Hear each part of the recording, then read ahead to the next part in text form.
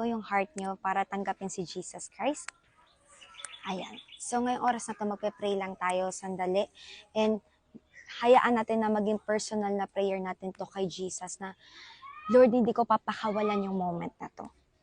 Hindi aksidente na nandito ako, hindi aksidente na nag-send ka ng mga tao para sabihin sa akin na mahal mo ko. Kaya kukunin ko yung chance na to para tanggapin ka at magsisi ako sa mga nagawa ko because I want to be saved. Gusto kong maligtas. Lahat ng tao gustong maligtas, tama? Pero hindi lahat ng tao nagpapaligtas. Kaya yung time na to, yung moment na to, hayaan mo na iligtas ka ni Jesus. Amen?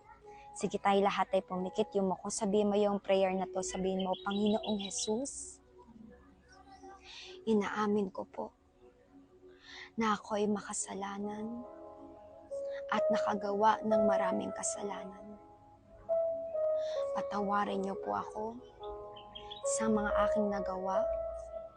Hugasan niyo po ako ng inyong banal na dugo.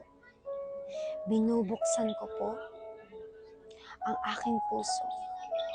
Tinatanggap kita bilang sariling Panginoon at tagapagligtas ng aking buhay.